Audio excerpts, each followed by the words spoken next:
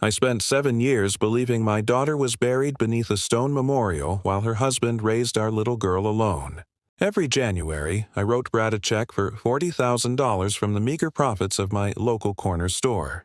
My hands were stiff with arthritis, and my back ached from stocking shelves until midnight, but I gladly drained my savings to ensure my granddaughter had a good life. I did it for the memory of my daughter Willow and for my late wife Gloria, whose heart simply gave out 6 months after the fatal crash. Then came a quiet autumn afternoon at Riverside Park that fractured my entire reality. My 7-year-old granddaughter Ivy sat beside me on our usual wooden bench, kicking her light-up sneakers while finishing a strawberry ice cream cone. She had always been a cheerful child, carrying the exact same wide smile that Willow used to have when she was young. Suddenly, her bright expression faded, and she scanned the nearby playground with a strange, guarded caution. Leaning close, her tiny fingers gripped my jacket sleeve so tightly her knuckles turned white. She whispered that I needed to stop sending her father money, and begged me to come to the house to watch him. Before I could process her terrifying plea, Ivy jumped off the bench and hurried toward her father's car, refusing to speak another word. I followed them home, my heart pounding against my ribs like a trapped bird. When Brad met us in the driveway, he barely glanced at his daughter, ordering her inside to do her homework without so much as a gentle word. Then he turned to me, completely unprompted, and asked if I could advance next year's $40,000 early, because his living expenses were mounting. I told him he would have to wait until January, but the cold, transactional look in his eyes chilled me to the bone. That night, I sat alone in my quiet house, staring at the polished wooden urn sitting on my living room fireplace mantel. 7 years ago, state troopers knocked on my door at 3 in the morning to inform us that Willow's car had veered off Route 9 and exploded on impact. They claimed the vehicle was so engulfed in flames that formal identification was impossible, relying solely on Brad's confirmation of her dental records and personal belongings. Gloria collapsed that night and never truly recovered, fading away until her body finally gave out. Standing in the dark, I began to realize that I had spent nearly a decade blindly trusting a man who treated his own child like an afterthought. The following Tuesday morning, a woman walked into my grocery store around 9 o'clock and completely upended my life. She was in her mid-30s, wearing an expensive leather jacket, and carried herself with an eerie, familiar grace that immediately made my stomach churn. She bought a bag of ground coffee and a jar of cinnamon, keeping her head down and speaking in short, clipped sentences as she handed me a $20 bill. The moment she walked out the door, I felt an overpowering sense of recognition, though my mind couldn't bridge the gap between her face and my memories. I walked outside to bring in the sidewalk display, only to spot the exact same woman standing across the street beside a silver sedan. Brad was waiting for her, leaning against the door with a relaxed, comfortable smile I had not seen on his face since before the accident.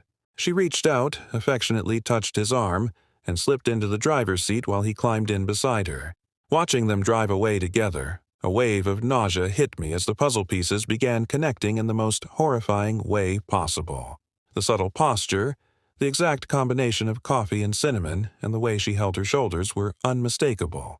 Unable to handle the weight of my suspicion alone, I reached out to my lifelong friend Roger, a retired police detective who knew how to unravel buried secrets.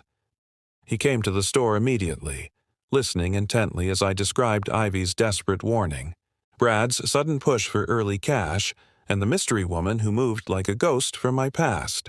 Roger pulled out his old pocket notebook, noting every detail with professional precision before looking me dead in the eye. He reminded me that 7-year-old children do not invent elaborate warnings out of thin air, and he urged me to investigate rather than protect a son-in-law who had kept me at arm's length for years. Using his old connections, Roger managed to run the license plate of the silver sedan. Discovering it was registered to an address 2 towns over under a completely unfamiliar name. We drove out to the suburban neighborhood late that evening, parking down the street from a cozy 2-story house with warm lights glowing in the windows. Through the uncurtained living room glass, I saw Brad sitting on a sofa, laughing comfortably beside the woman from the store. A few moments later, A young boy ran into the room, jumping into her arms while Brad wrapped his arm around both of them like a picture-perfect family. The realization hit me like a physical blow, threatening to knock the breath straight from my lungs. The woman, standing in that living room, living an entirely separate life with another child and my son-in-law, was my daughter Willow. She had not died in a burning wreckage on Route 9 7 years ago. She had faked her death with Brad's help, abandoning her infant daughter, driving her mother to an early grave, and allowing me to weep over a brass urn filled with random ashes. They had orchestrated an elaborate nightmare just to disappear, using my $40,000 a year to fund their secret existence while leaving Ivy behind. Overwhelmed by a mix of profound grief and explosive rage, I marched up the walkway and pounded on the front door with everything I had. When Brad opened it, his relaxed expression instantly melted into pure terror as he recognized the furious old man standing on his porch. I pushed past him into the foyer, where Willow stood frozen in the hallway, the color draining completely from her face, as our eyes met for the first time in 7 years. She whispered my name, her voice trembling, but there was no warmth left in my heart for the daughter I had mourned for nearly a decade.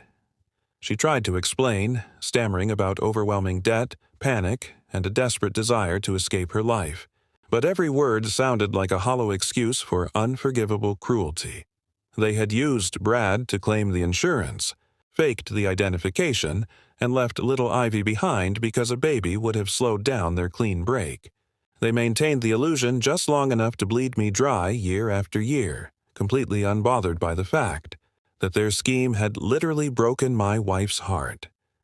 Looking at the woman I had wept over for 7 long years, I realized that the sweet daughter I raised truly had died on that quiet stretch of highway. I did not scream, nor did I offer them a chance at redemption. I simply told them that Roger had already documented everything, and that the police were on their way to investigate the massive insurance fraud and forgery. Within weeks, the legal system dismantled their carefully constructed lie, stripping Brad of his parental rights and placing both of them behind bars for their crimes.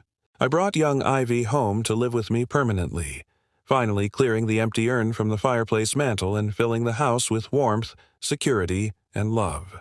I learned that true family is built on protection and devotion, and I spent the rest of my days ensuring my granddaughter never felt abandoned again. Don't forget to subscribe and leave a comment down below with your thoughts on today's story.